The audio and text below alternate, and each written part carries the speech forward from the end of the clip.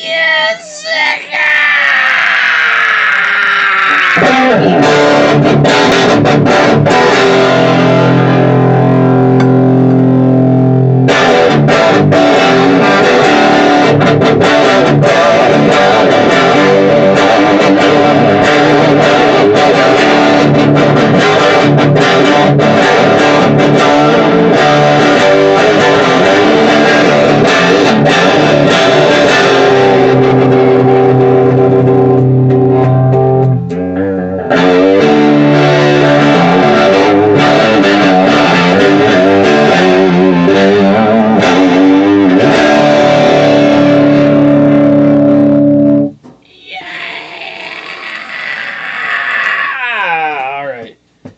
So we took a little break. We're all in the chat there, me, Ethan, and Jordan, doing the live hangout. Let's put a link down to that live hangout this fine Wednesday evening.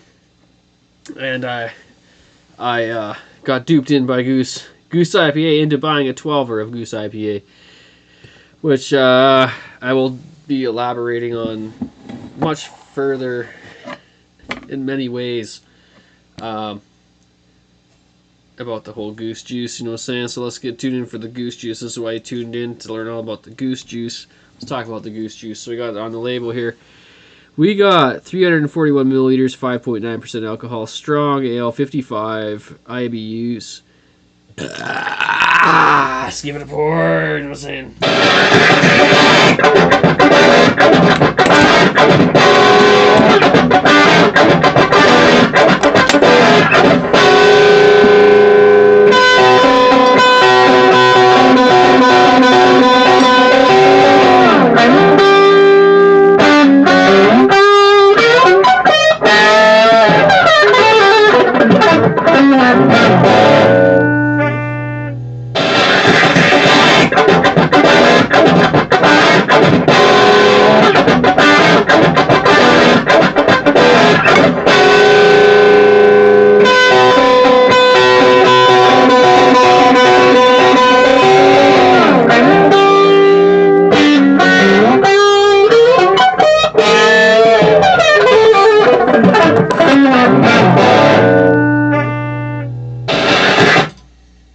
Okay, so Goose Island. They come into Canada. We got the Sophie and the Matilda. Sophie was awesome. Haven't had the Matilda, or I think I had the Sophie. Pretty damn awesome, smooth, nice light Belgian ale. So I've heard all kinds of great things about Goose Island. Ever since, oh, the IPA is so shitty, this and that. I thought, well, maybe it's a step down. Oh yeah, it's a step down. So I'm gonna post some shit in the description box if you want to keep on further investigating down this fucking rabbit hole, which is Goose Island's IPA.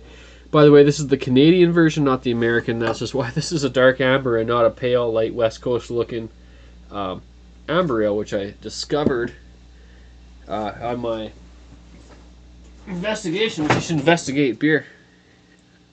You should investigate the beer. You know what I'm saying? You don't have to.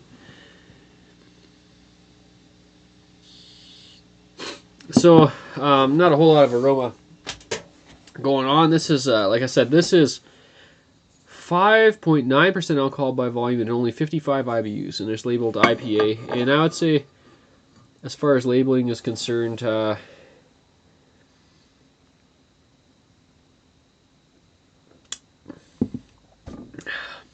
doesn't really taste like even 55 IBUs. It's quite low in the hops. I would call this like, I guess you can't really technically call it an American session ale or an ISA, an India session ale, because it's almost 6% alcohol by volume.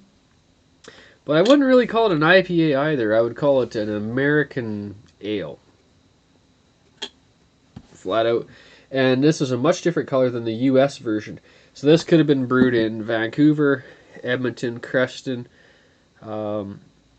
Montreal, St. John's, Halifax, or London, Ontario. So supposedly Labatt has something to do with it, but I know that Creston is the Kokanee brewery, and I can't remember the exact technicalities on that. You may want to research on that. I really don't care. The fact is that this brew, very nice head to the beer, but of course you can add like things into the beer when you're brewing to create awesome head. I don't like to do that in mine personally, especially if you're going to keg a beer, because you get a mug of foam, right? If you've got that under pressure, especially with a long line, like a picnic line or something, you're going to get a mug of foam. So I'm not really a big fan of head enhancing agents, especially when it's an IPA. It should have plenty of head anyway. My 2 cents. There you go.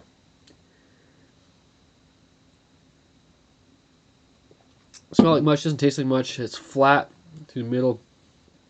Really bland, baking soda type basicness kind of behind the beer, kind of, but all through it. It's kind of up front. This is very flat, basic flavor.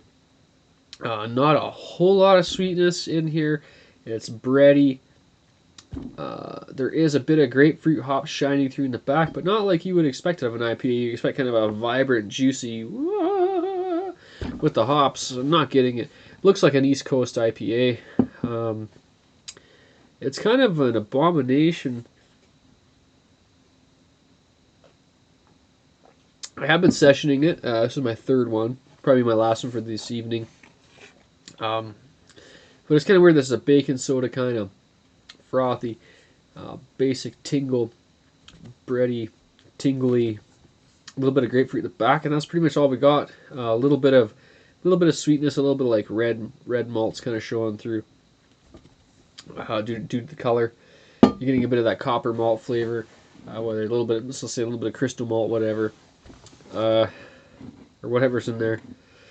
Really disappointed, especially with the price. It wasn't that cheap. Had to buy a 12-pack. That also pisses me off. So I'm gonna shoot this one out. I actually have reviewed it in a previous review. I'm gonna maybe link that one up, which will be linked to another review. And this will go on down a long chain of insanity, right down your pipe hole. You know what I'm saying?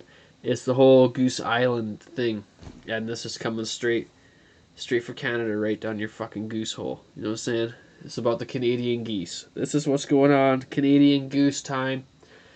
Tune in for the Canadian geese of the Goose Island, which is shit beer, basically. That's what I'm saying. It's wintertime. The geese have already flown south. This beer is long overdue and past its shit. It's not anything. It's nothing. Support your local craft breweries. Avoid shit IPAs. Stay tuned for the Samuel Adams Rebel IPA. Coming up pretty soon. They both hit the shelves up here quite quickly. Well, the Sam Adams is an authentic Boston or Pennsylvania brewed Samuel Adams. They're not sure which one. This one could be brewed in many major Canadian cities. I'm going to assume Edmonton, but it could be Vancouver, it could be Creston, it could be anything. I kind of doubt they sent it all the way back from out east again, but that's how corporate minds think. Cheap on the beer, and randomly throw it all over the place back and forth. I don't know. I'm just assuming and making assumptions, accusations. You know how it goes. I'm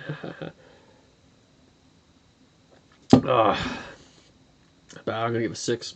6 out of 11. It's drinkable. I don't even have to really call it a pass.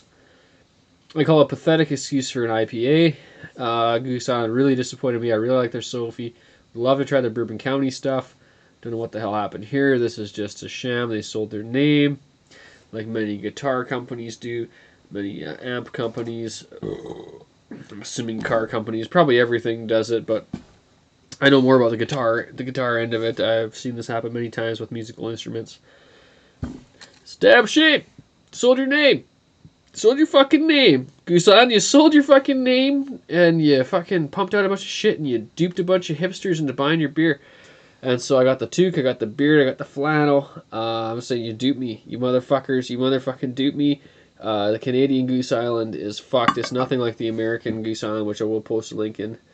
So, like I said, go down the chain reaction all the way down to Ethan's beer reviews, where he shows the American Goose versus the American, this is the American Sam Adams Rebel IPA. Coloration is not the same. This is not the same as what the Americans get for their Goose, which is also a pathetic sham of shame and a disgrace of a beer. So I'm going to go back into the Hangout. We're all going to check back in again, I'm supposing, or maybe everyone else will just have left and I'll be the only one who shows up again.